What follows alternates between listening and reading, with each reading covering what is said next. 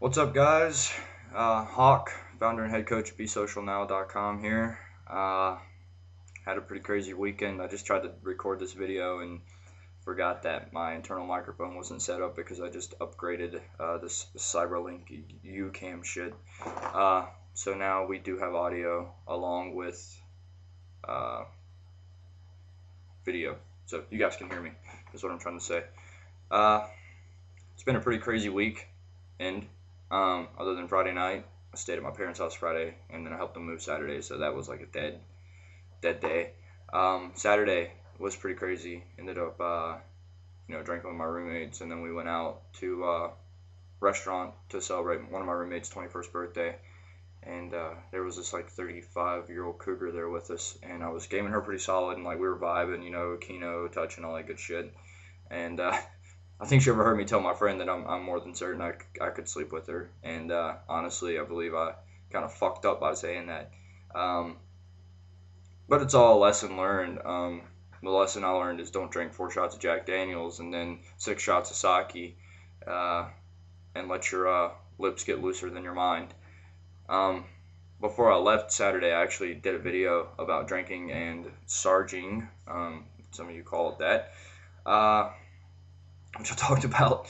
If you really want to drink before you sarge, go ahead. No one's going to stop you. And that I don't think it negatively impacts your game. What I meant by that, it had nothing to do with getting drunk before you go out to meet people. I don't believe you should get so drunk that you're not coherent or that you say things that you normally wouldn't say.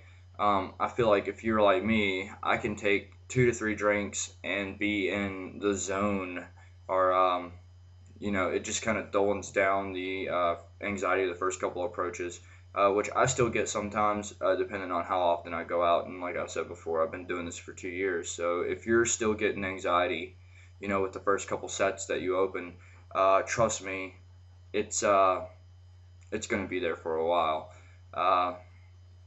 Some guys may argue with me about that. They may have found some kind of magic bullet or whatever to get rid of their approach anxiety altogether. But if you're not feeling approach anxiety, you're really not feeling alive and in the moment. Those are my personal beliefs, though. So, you don't have to follow my methods.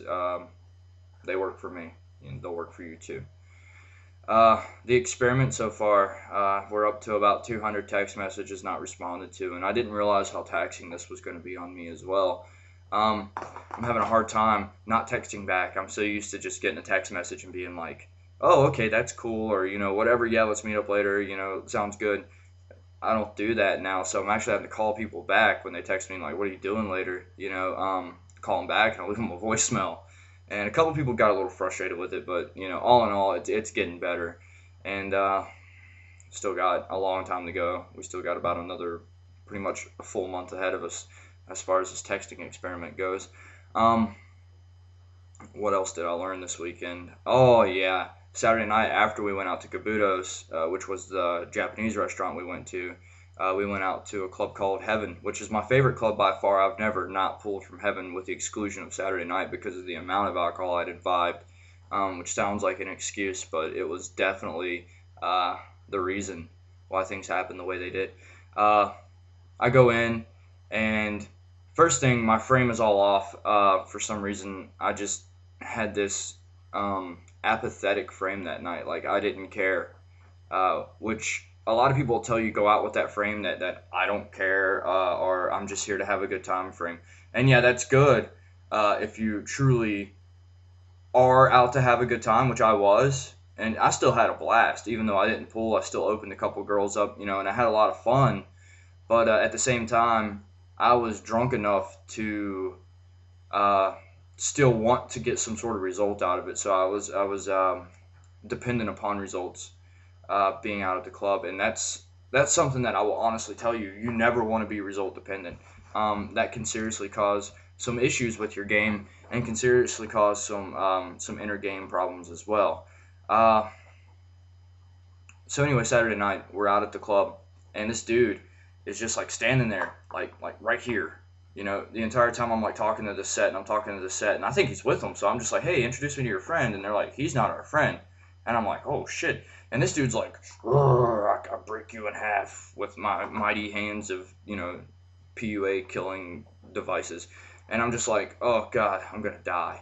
Um, so I look at the girl, and I'm like, I'm a little drunk, So I just look at this girl who I'm talking to, and I'm like, yeah, I'm pretty drunk. So can you tell me, is this guy really fat or is he really buff? And she was like, I think he's kind of fat. So this guy walks away. I mean, he's just like he's blown out. I totally amogged him, or totally just made him eject out of the set through discomfort. And he comes back about 15 minutes later. He's got his beer, he's holding it all close to his chest and trying to flex up and everything. And I'm just kind of laughing at him because I got a couple buddies with me anyway. And the dude pushes me. I mean, he just like, man, you got shit to say about me. You fucking come say it to me. And I'm like, oh shit, I'm about to die. So my buddies Jared and Zan were out with me. They're two of my best friends. They're like, Dave, man, you need any help? And I'm like, wow, this is gonna be horrible. Ended up shoulder checking the guy because he wouldn't get out of my way, and I was just like, shoulder check, get the fuck out of my way, faggot, whatever. And we left. We didn't leave early though. We left at about 2:47, and the club was closing at 3 that night because of daylight savings time. Um, I by no means condone that action that I did as far as handling someone who's making your set difficult or whatever. It's better off just to ignore them and let them stand there and watch, and hopefully they'll learn something than it is to say something about them or to them. Uh, I just didn't care that night. I'm gonna be honest with you guys. I really didn't give a shit. And it was an interesting night. We got a couple numbers. It was a good time. Uh, all in all, this weekend was too much drunkenness and not enough focus. Uh, I still had a good time, but it was just wasn't what I expected. I hope you guys have something better to tell me, or some questions to ask me because uh, I really don't have much else to talk about today. So this is for 11/03/2008, and this is Hawk at besocialnow.com. If you got any questions, comments, concerns, you can also drop them down in the comment box. It's down below there. Check out the website, click my affiliates, my sponsors, da da da da, and it's good time. So good luck, everybody, and talk to you soon. Later, Hawk out.